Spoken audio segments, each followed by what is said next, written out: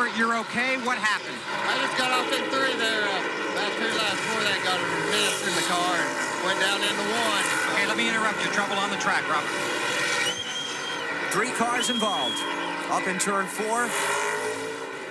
Is Mike going to give Rusty a lap back? Here come the leaders through the accident site. Everybody's cleared away. Slow down.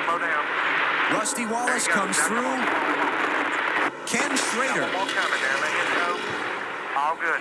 Ken Schrader, a very close friend of Mike Wallace, gets a lap back there too. Ryan Newman involved. Dave Blaney involved in the crash in turn 4. I think the 97 of Kurt Busch, wasn't he involved as well? He was. He is driven away without a lot of significant damage on his car, but that's the big one right there, the Ryan Newman car. See if we can see what develops here, BP. 97 car slides up in front of the 26. Jimmy gives him a little boot. Of course, the 97's going around. Everybody jams up. Mark Martin sliding through sideways. Ryan Newman had nowhere to go. Martin did a great job saving that car. He turned that baby, just turned it dead left. That's his old dirt track experience coming in handy there, huh? Another shot. We see the shot that Jimmy Spencer is going to give Kurt Busch. Just drives onto the back of the car. And it looked from there like the 97 was loose, and he slid up in front of Jimmy, and he was still loose. He couldn't get after the gas, and Jimmy was already in the gas. Michael Walter barely gets by in there. 15, he got into somebody big there. His hood is a lot of damage there. Let's go on board Kevin Harvick through the mess.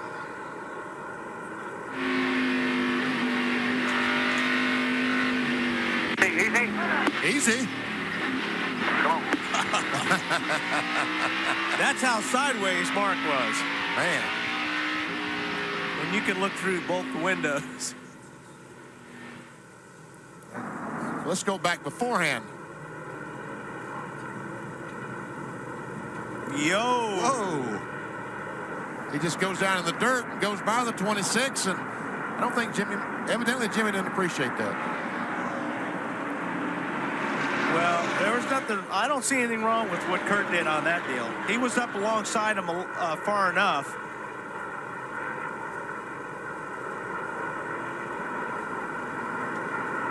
There's no foul there.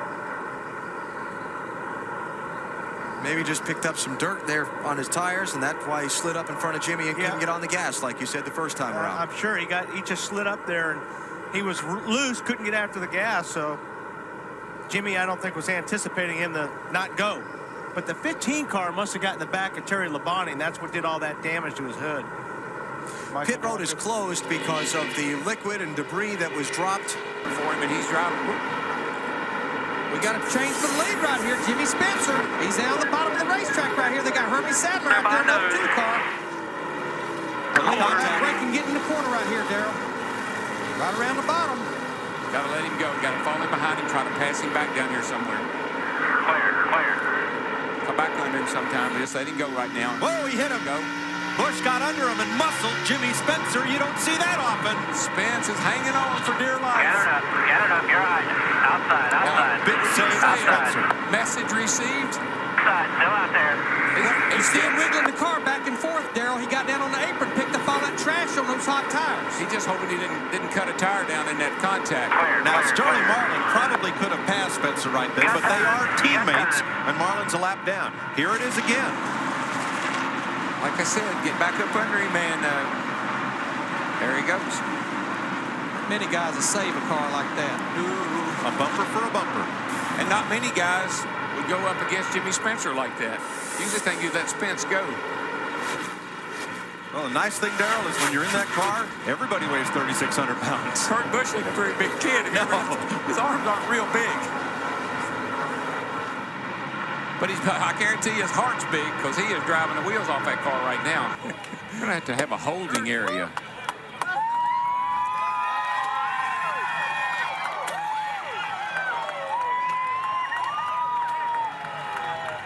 Matt Yoakum. And the 23-year-old gets the big handshake finally from his veteran crew chief, Jimmy Finney. Curry, his board Gatorade comes in. You have dreamed about this for a long time, my friend. Congratulations. You've finally reached it. What's it feel like? This is unreal. This is absolutely unbelievable. I just have to thank the whole Jack Roush organization for making that swap, giving me Jimmy Fennig, Sean Parker, this whole group of guys. This was awesome. We had pit strategy. I don't know why the 8 pitted, and Jimmy Spencer forgot about what he did to me at Phoenix last year. This was an awesome run for Rubbermaid. Sharpie on the car, $1 million offer. You can't get any better than this. This is Bristol. Hopefully come back in the fall race and do a double at the Sharpie 500. Well, Jimmy Spencer finished second. He hasn't smiled since he got here. What happened between you and the winner, Kurt Busch? Oh, he just smashed into the back bumper of my target car, but it had a big bullseye back there, and I guess he couldn't see too good, and he ends up winning the race that way. But I'll tell you, Team Target just ran really well today, and you know, I just think that it's pretty neat to come out of here with a top 5 finish. I felt like we should have had that last week also. The team is really, really strong, you know, and we'll get wins. There's no question in my mind we will, and the guys have done just an absolutely excellent job making calls on these cars, adjusting them, and we're getting better every week. Second time you finish here in second position at Bristol, Tennessee. Jimmy, everybody thinks you're going to win. What do you think? Oh, I know it. I think I'm going to win this year, and I'm going to win more than once, Dick. You know, I really truly believe that. But you can't race. There's a lot of things you can and can't do, and one thing you can't do is just beat and bang with people and knock them up out of the way, especially racing for the lead. And you know, I notice a lot of guys don't do that, and they're the Winston Cup champions, like myself and Gordon did earlier in the race. And I really admire him. Ray raced me, and I raced him. But some guys have to learn. They just have to learn the hard way. Okay, thanks, Jimmy. Got a crash. It's Kurt Busch with a hard crash.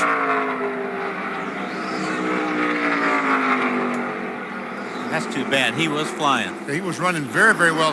Looks like he might have tested that safer barrier one more time. He was in 17th place at the time of the accident, after starting the race back in 38th. Boy, he has pounded the wall with the left side of that Ford. And great news there. Oh, he's mad at somebody. Yes, he is. He's angry at somebody. I think he's got his weapon. Oh, no, it's his hat. He's going down and just tell somebody when they go by that he's angry. All right, survey says. Who is he racing with there? We're here, and it's a red car. Jimmy Spencer? Yeah. That would be what, the third or fourth time this year that they've tangled? Remember Bristol. And we see there goes Spencer off turn 4.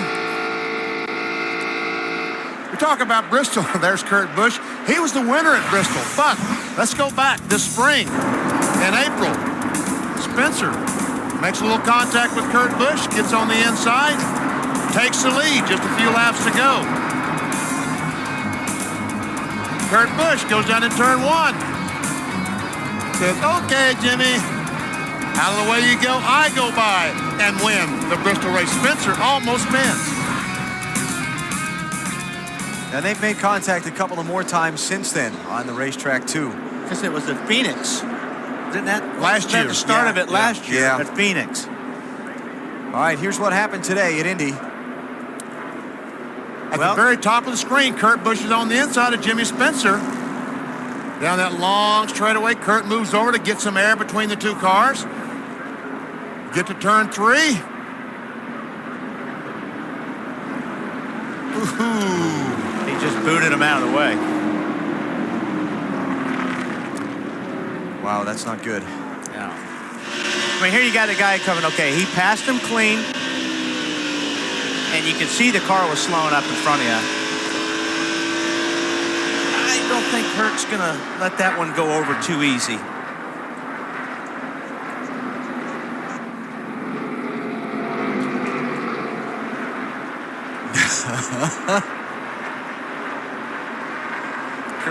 Kurt continuing to express his displeasure at Jimmy Spencer. Well, Kurt Busch has just stepped out of the infield care center. Kurt, what do you think happened out there? Oh, just been having troubles with turn 3 this weekend. In qualifying, we spun, and that put us in a bad position back there with the decrepit old has-beens, I guess. It's just been a tough way. I mean, when he calls out what he's going to do and then actually goes out there and does it, I mean, I guess he's a never-was is really the term that we need to bring up today. But real unfortunate, we had the car to beat. We were going to the front. Rubbermaid, very sorry about it.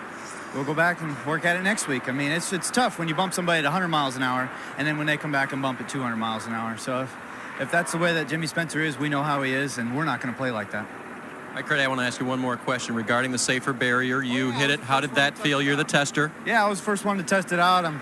I'm okay. I guess it did its job. I knew it was going to be a hard hit. I braced myself. You know, the lessons that we learned as far as Dr. Melvin and the things that he's implemented with us, it's great that I can walk away from a wreck like that, backing it at a 200-mile-an-hour rate. What did it feel like, Kurt? It felt bad. I mean, there's nothing that you can say that would describe exactly what happens, except for standing in the boxing rink and having a heavyweight just knock you upside the head. All right, that's what happened to Kurt today. We're back going green, Alan. And whoa, push. Oh, now loose. Get off the throttle. And he's going to lose the spot.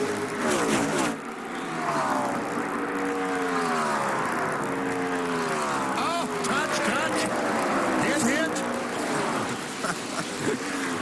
Yeah, they don't forget, do they? Nobody does in this business.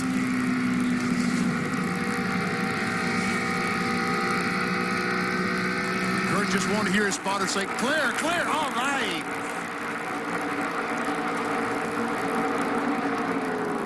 And now Newman to try again on Spencer.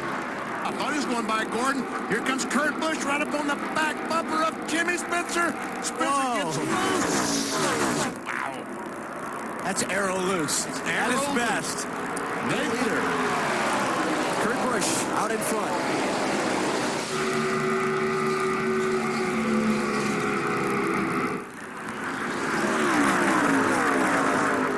So Kurt Busch takes over the lead for the first time all race long. Remember, back in June, he didn't lead here until lap 177. The checkers fall at 200. He won back in June. How about the leader, Marty? Doing pretty good, and when you race with Jimmy Spencer there, it might have been a little bit of payback. Earlier, Spencer came into Kurt Busch, caved in his right front fender a little bit. They've had a bad push ever since. Kurt told Jimmy Fending on the radio, if I can get to the front, I can live with it, but behind other cars, it's absolutely terrible. I have to take advantage of this restart.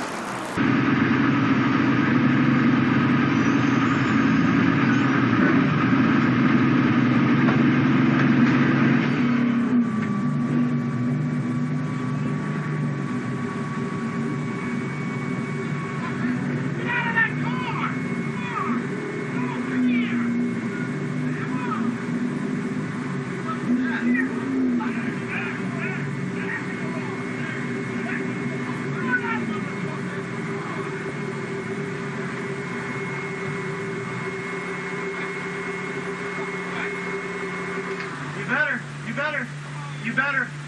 What do you got? You have the run of your life and you think you got something. One day.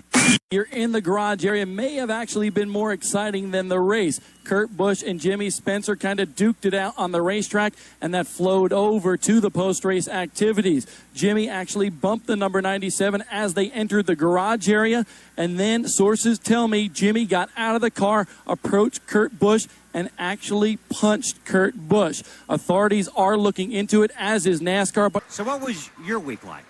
Well, just 3 days after the blackout of 2003, Jimmy Spencer tried to put the lights out on the 97.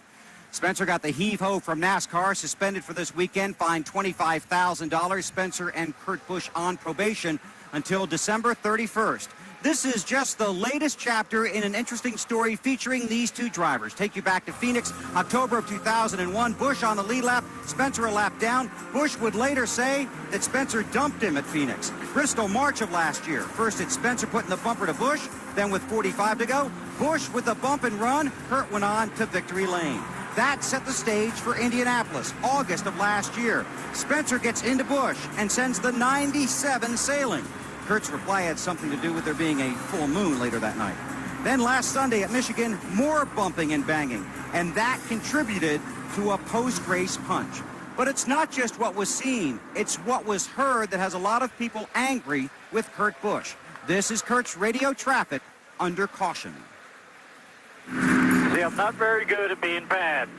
I was trying to flatten the 7th car fender, and I got mine. I needed to be further forward on his car. And it just showed on TV, just missed by about an inch of these two, not far enough forward. Inches only count unless you're playing horseshoes and hand grenades. And I don't really want to play either with that clown. Now, our request for an interview and explanation from NASCAR President Mike Helton was declined. A team spokesperson said Jimmy Spencer would not comment on the situation until after the police investigation is concluded. But earlier this afternoon, I talked to Spencer's car owner, Jim Smith. I've said it to everybody, 2 wrongs don't make a right. And I think Kurt Busch was, somebody tried to wreck me at 190 miles an hour. I wouldn't take it very kindly either. And I certainly wouldn't have parked my car behind that guy's hauler either. But, you know, NASCAR did what they have to do, and I certainly support NASCAR on their situation. I think they should have done equally the same to Kurt Busch, because I think Kurt is, you know, I mean, it takes 2 people to create a situation. And as we've all found out after the issue, that there was a lot of intentional bumping and stuff going on the racetrack, and I don't condone that. We've all woke up the next day and said, why'd I do what I did yesterday? And there's nobody any more remorseful or sorry than Jimmy Spencer is today. And I'm going to tell you, when we were here for the appeal, he says, you know, I thought he was going to cry. He says he loves this sport so much, and he knows what he did was absolutely uncalled for. But, you know, if you don't have emotions in this sport, you don't belong in it. And, you know, it just, Kurt Busch pushed him over the edge. Kurt Busch is here tonight. He starts 5th. He's with Marty Snyder. Kurt, we've seen the video, we've heard the audio. What were your intentions when you made contact with Jimmy Spencer at Michigan? I mean, what happened last week was an assault after the race, and what had happened leading up to that in the past was I've got 2 wrecked race cars out of it, and I don't respect Jimmy Spencer. And therefore, what happened over the audio during the race and then after the race was because of the fact I don't respect him. I never expected him to cross over that line. And so with having 2 wrecked race cars, that's why I don't respect him. And then having everybody else in the field, you know, I respect everybody out there. That's something I wouldn't do to anybody else except him. And so the things that had happened afterwards, obviously he was agitated. He came up to my window, and I'm not going to back down to him. I never thought he'd cross that line. So that's what happened. You know, what we've got to do now is move forward. And I chose to accept my probation and to help this thing move forward and put this behind us. And then what can happen in the future from this is I'm still going to be the aggressive driver on the track that wants to go to the front, but I don't want to wrinkle anybody's fenders doing it. I'm a guy that's a clean racer, and I know how to do it. What did happen in the garage area after the race? I think I stated what happened there. He came up, hit me in the rear, and then he came up to my window and punched me. Are the penalties enough to make this whole feud over with, do you think? I believe so. I mean, it's tough to say what's going to happen on his side, but on my side of it with the probation, I think we can move forward. We're going to accept it with grace, with dignity, and show the honesty that I have within my organization and to all these other competitors out here that I can drive my race car under control and hopefully put on a good show doing it. I know Ricky Craven liked it. I know Johnny Benson did last year, racing him. Just going for wins. That's what it's about. Can you put this behind you and win tonight, Kurt? We're going for it. I mean, we put a lap down at qualifying to be 5th on the board and just trying to make sure that we do one thing at a time this weekend. And now it's 1 lap at a time. You got to stay ahead at this track. You've got to make sure that you give the crew chief the right adjustments, and then he makes the right calls to give us the right tires and right fuel. We'll see what we can get. I'm happy to be here, and I'm looking to put this behind me. He won here in March, going for the season sweep at Bristol. Bill? Thank you, Marty. Wally Dallenbach is standing by in the booth to call tonight's race with Alan Bestwick and Benny Parsons. Wally, there's so much going on here. Let's just focus in on the radio traffic that we've heard. Can you hold someone accountable for what's said on a team radio during a race? No, Bill, you can't hold the drivers accountable for what they said on the radio. Nobody be there to drive next weekend at Darlington. You know, what we say on the radios, like I always say, people want to listen in on the radios when I'm in a race car. It's kind of like being a guest in my house. You can listen, but if you don't like what I say, you need to leave the house. We say things that sometimes we don't mean, sometimes we regret afterwards, but still, when we're in a race car, drivers are different animals. And I'll tell you what, you come to a place like Bristol, you're going to have 43 guys that are angry, and they're going to say things that they normally wouldn't say when the helmets aren't on. So you think we might learn a few new words tonight? I think we'll learn plenty. Okay, Wally, enjoy the race. Now, one final note, the onboard camera in Kurt Busch's car captured parts of the audio, not the video, of the verbal exchange between Busch and Spencer. But due to the mature content of what was said, it is not suitable for all audiences. NASCAR is the rights holder of that video. This afternoon, they released that video to members of the media covering the race at this track.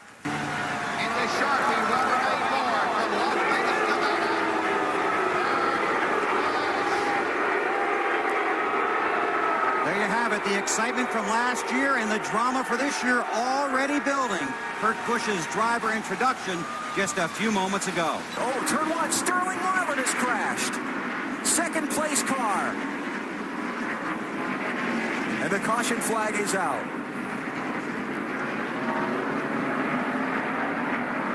Man, this is unbelievable.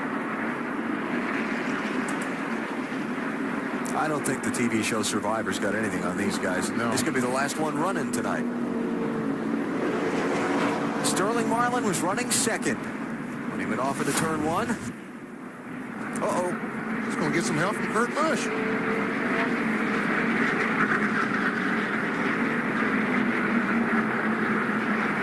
Sure did.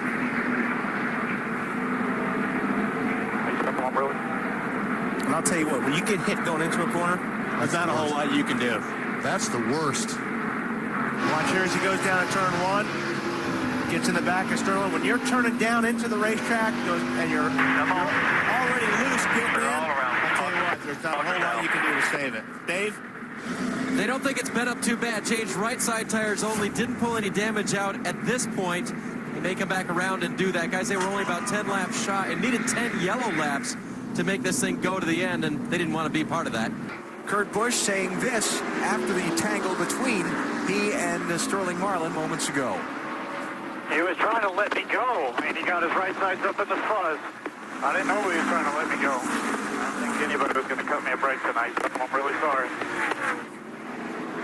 And NASCAR race director David Hoots came on the NASCAR channel and asked the inspector in Kurt Busch's pit to communicate to his crew chief Jimmy Fennig that if Kurt was involved in anything with a car in front of him later tonight, he would be brought to pit road and the penalty box would be opened.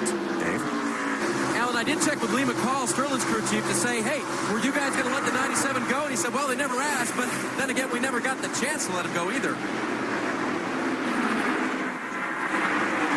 All right, Matt. Jimmy Fennig, what did you tell Kurt Busch about NASCAR's warning? Well, right there, you know, he didn't really mean to get into Sterling, you know, and I told him NASCAR's watching us. We're on probation, we know it, you know, so we're trying to be extra careful out there. Well, he's got one advantage right now. He's leading. Yeah, nobody's in front of him. Yeah. Final corner. And we'll see what kind of reception he gets in victory lane. It's checkered flag number 4 for 2003. Kurt Busch takes the Sharpie 500 at Bristol.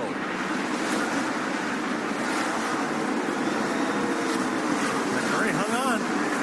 The third Thanks, spot. I'd always say you stick it behind me. I'll do it for you any day. Kurt's thoughts to his race team. Sterling Marlin got turned around and crashed after the checkered flag.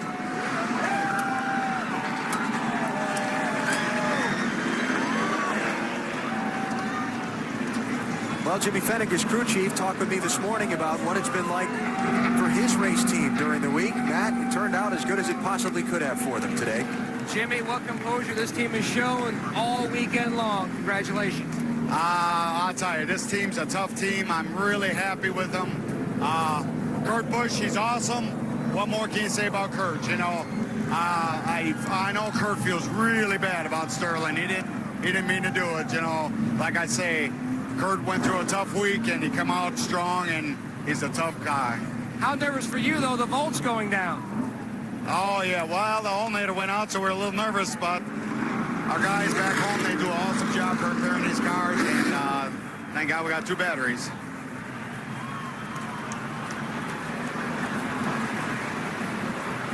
Kurt Busch rolling into the winner's circle with his 3rd Bristol win in the last 4 races and his 8th NASCAR Winston Cup victory. Bill? Well, Kurt Busch has made the ride into victory lane. You heard him thank his crew. You know he is wondering about the reception he's about to receive from 164,000 fans here at the Bristol Motor Speedway. Won here in April, came here after the difficult week that Alan described, came here confident he could defend or sweep the races here at Bristol this season, and he did that. Certainly some moments in the race that we'll have to discuss. But right now he's going to celebrate his 4th win of the season and the Bristol sweep.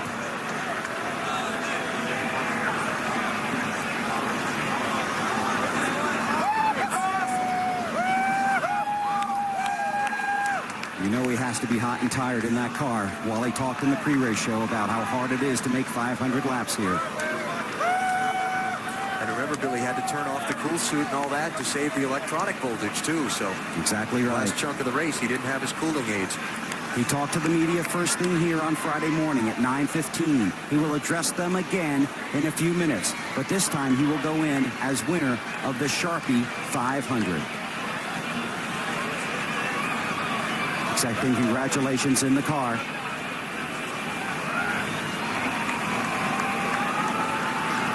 And here he comes. Let's listen. Kurt Busch, the winner of the Sharpie 500.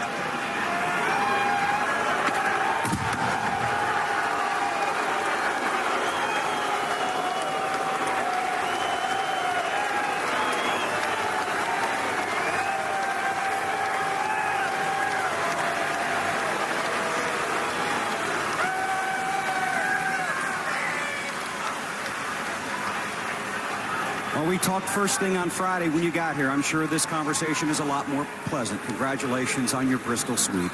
Thank you, Bill. I can't mention any of my sponsors or any of my people or anything before I apologize for Sterling Marlin. I got into him, and it was a place where he was trying to let me go, and I was trying to get into one and set him up and get underneath him out of two. So apologize to Sterling. I didn't mean to do that, and that somewhat overshadows this. Obviously, the probation does, but this was a night for Sharpie. They signed on for this race. This is their race.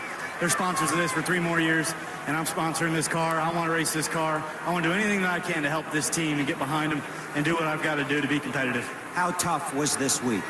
This is by far the biggest win. I don't know whether to enjoy it, what to do with it right now. This beats all of my wins.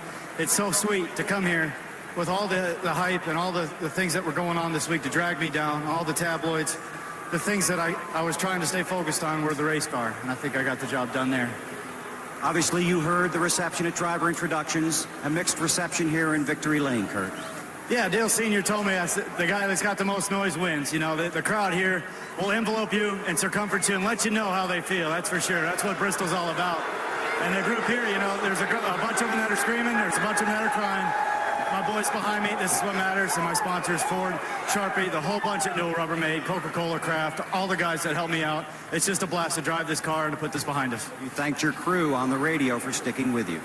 They've been supporters just from no end. I mean, there's been so much going on this week, and I don't know really what to say or what was going on through their minds at all, but they're a group that smiles all the time. They're never going to get up, and I'm just glad that we can bring it home to Victory Lane. You started your week in the media center. Now you will go end it there. It was great. You know, I came here because I love this place, and I said that on Friday. I love this place. Sorry what happened last week with the way that everything went. We're in Victory Lane now. We get to celebrate. You think Chris Trickle is smiling somewhere, Kurt? He for surely is. I wouldn't have had this opportunity if it wasn't. My old car owner from Southwest Tours here tonight from Star Nursery, and all the people that have helped me from Las Vegas. You know, there's been some rough beginnings there as well with the racetrack, with some competitors, and I just tried to be smooth and not to get into anybody at all. And it's just, I tried to stay a step ahead to Sterling Marlin, and he was trying to let me go, and I accidentally got into him. Congratulations. Thank you, Bill.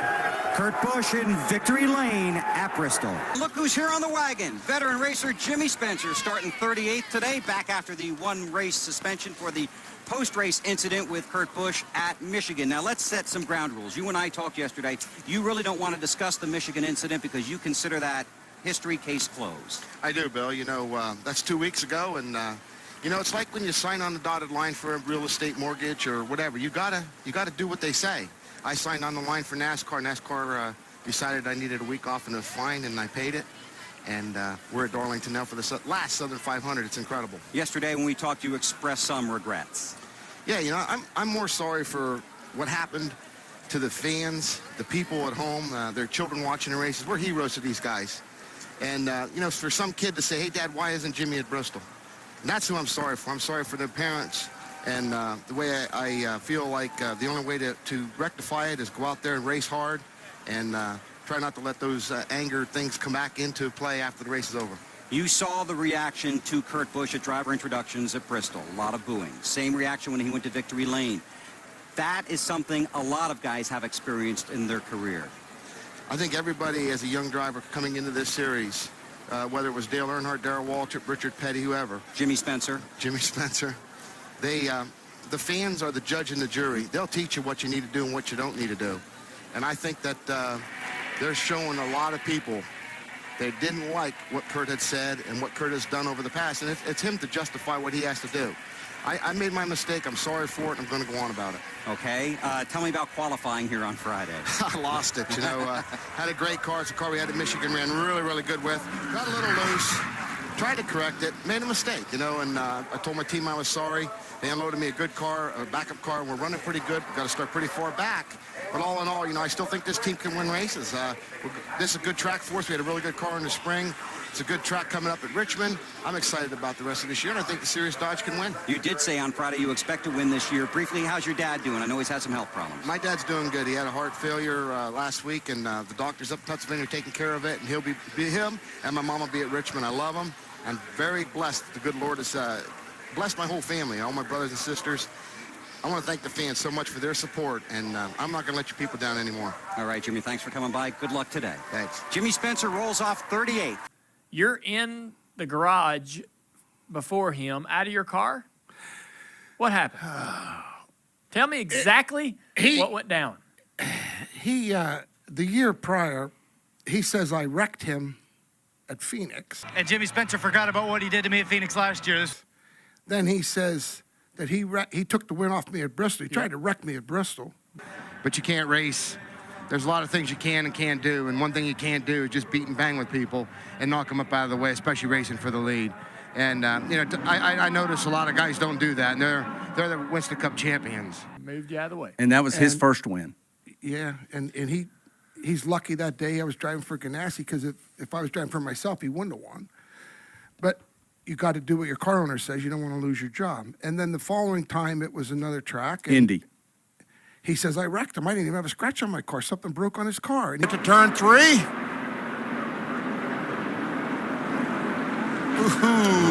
He just booted him out of the way. He blames me.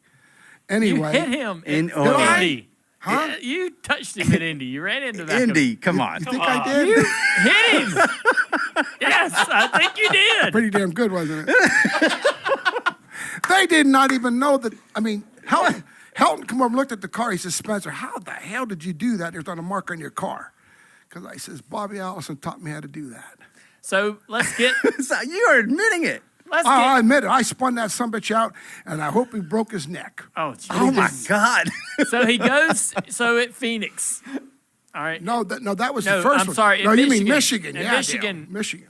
Now it's still happening. It's still going on. Yeah.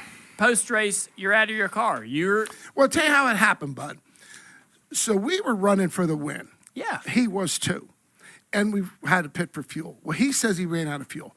Okay. Long story short, you know how Michigan is. You have to come in the pit road. Yeah. So as we're coming, I don't know where we finished. Pissed off. Now, my car is here. That bastard comes down there, 300 mile an hour, revving his motor, cuts me off. After the race. This is in the garage. This is before you get in the garage. Before you get in the garage. Yeah. Actually, I got you. What's his name? He was there. All right. Yeah. Who was there? All right. Doesn't matter. We just talked. Doesn't matter who's there. You tell me what The happened. truck driver. Yeah. Jeff Miles. Jeff Miles. So anyway, Jeff was always the first one to the car to help me out. But anyway, so now as you're coming down in the thing, all the trucks are lined up, and he has to turn this way, and he pretends his car's not going, and he wants me to hit him. And I'm like, you know what? I'm going to teach that sumbitch a lesson. I am going to hit him. Well, Miles goes, no. So he says, well, my car ran out of gas or whatever. So, you know, he blocks a whole line. He screws everybody. I get out of the car. Yep. He calls me to the car. Hey, you old bastard. That's what he said? He said, hey, you old bastard. Oh. And my friend, Bobby Allison, says it needs to be addressed. So you walked up to his car. I walked up to his car. They're like this in the garage. I get it. Nose to tail. Yep. Like, I said, get out of the car, and let's just finally settle this. And I says, I'll put one hand behind my back and whip your ass.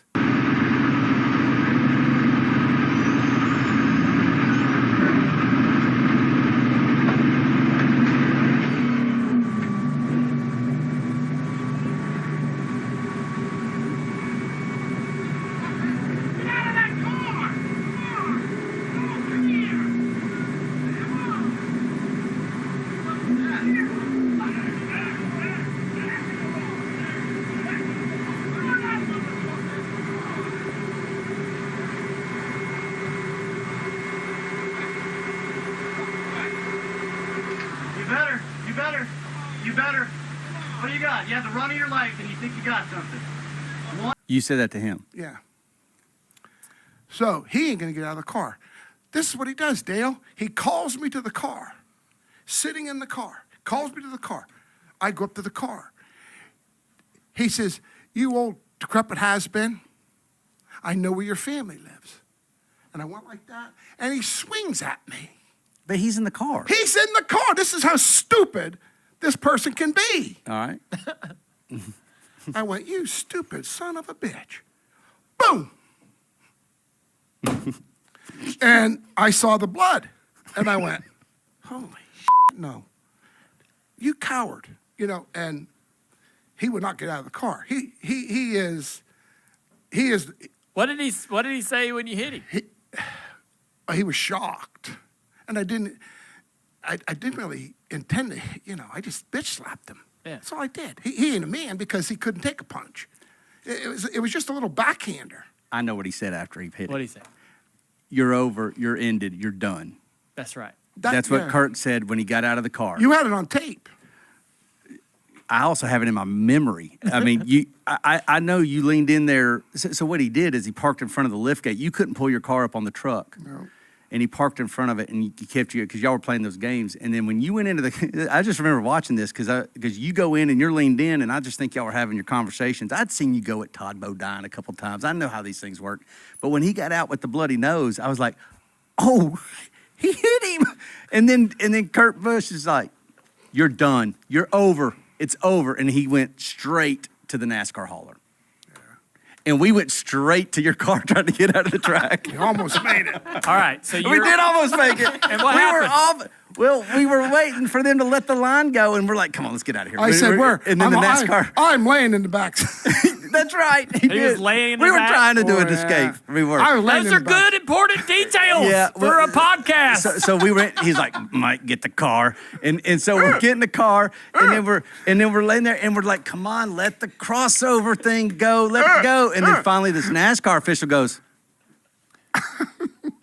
I said, and we're "That's like, What did the NASCAR official do? he pointed his finger. He pointed his finger. "You like get out? You coming with us?" I For said the to Mike, listeners. "That's our ass." That's right. So y'all have to go to the hauler. Is Yeah. Kurt still in there? Oh, hell no. He's long gone. He gone. Who's talking to you? He's a Helton? coward. Who's talking to you? Helton? Helton said what happened. And I told him there's more to the story than meets the eye. Mike, are you there? Not inside. I'm No. outside. Yeah, okay. I'm So outside the Helton says, I told you I got to do something about this. I says, no, you don't. I says, that son of a bitch deserves what he got because he threatened my family. He threatened my family. And I remember growing up with my dad. The boys would sit there and the girls would sit there and mom would sit there. And dad said, if anything ever happens to any of these girls, I'll kill you. You protect them. It's just the way my dad was. You protected your family. And when he said that to me about my family, that was the end of it. And I told Helton. And Helton said, you shouldn't hit him. I says, Mike, I didn't hit him. He hit me first. He swung at me first. He missed. Yeah. I didn't That's miss. as good as a. That's it. That's in the court of law. And It didn't go to the court of law. Just that's in the court of law. If in the you court of can- Spencer, maybe. Mike, you swing at somebody. And I see what you're saying. Right. I'm saying record that never went to. They threatened. The reason I knew what he got. I know what he meant, but they threatened a lawsuit. Oh yeah, they threatened a lawsuit. What? Yes, Yeah. that day. Yes. Absolutely. Jack Roush was saying we're suing him. Why? Yeah. That's why I'm drawing distinction between the fact that this never actually made it to the court of law. That's why I'm saying that. Okay. So Jack comes in. He's hot as a firecracker. And I was calm. One thing, you want to hear the truth, I'm going to tell you the truth. So Jack's sitting there and Helton's sitting there. And I says, there's more. So Jack, I says, relax, calm down, blah, blah, blah. So this needs to be told.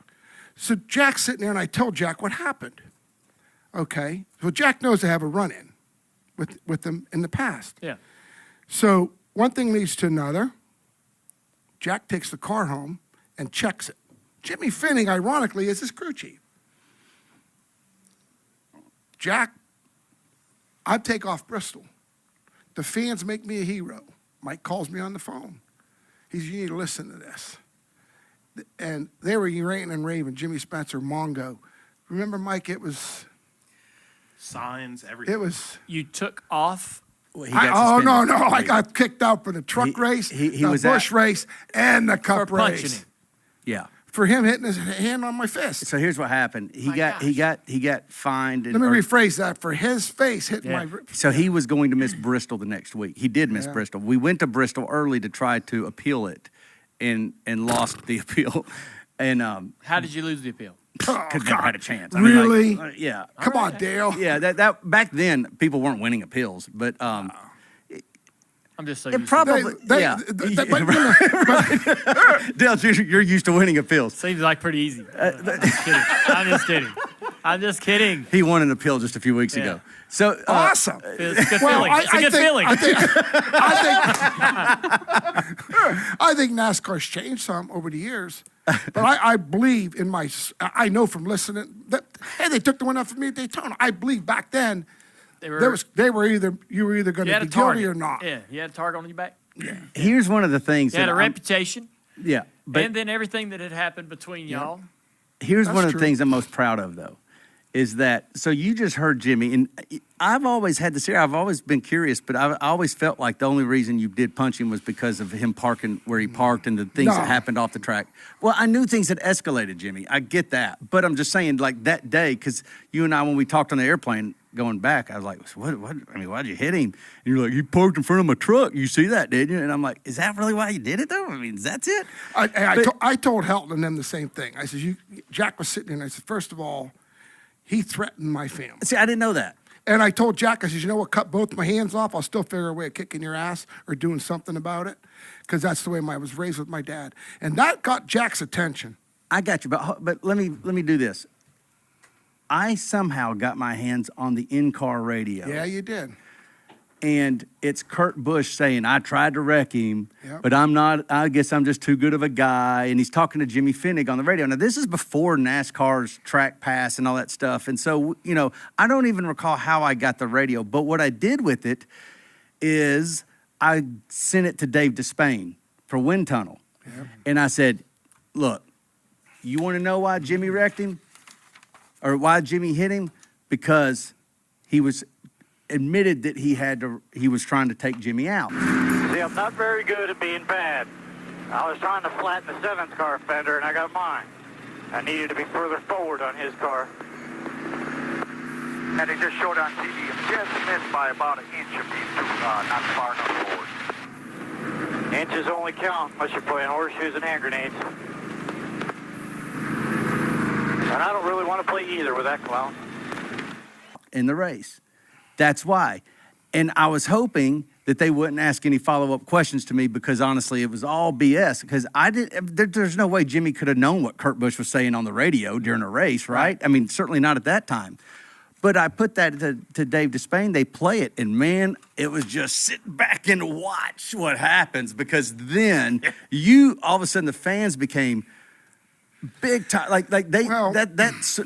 Kurt was the enemy in that deal. Yeah. And what hurt more than anything, Mark Martin calls me on the phone Thursday. Teammates with Kurt at the time, I think. Yes, sir, Mike.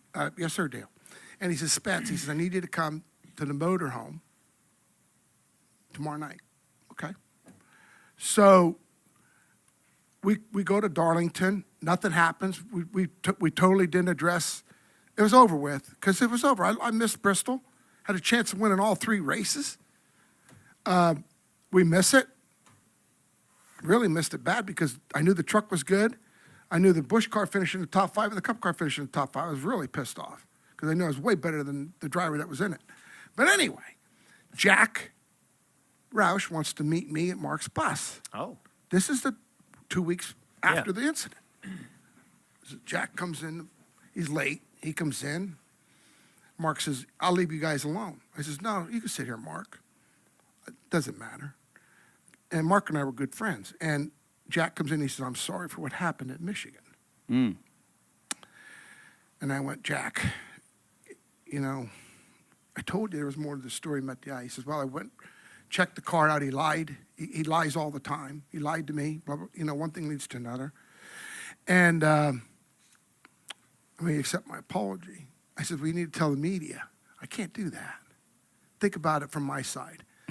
2,000 employees, whatever, all my sponsors, but you got me personally. You and I personally know that. Whew.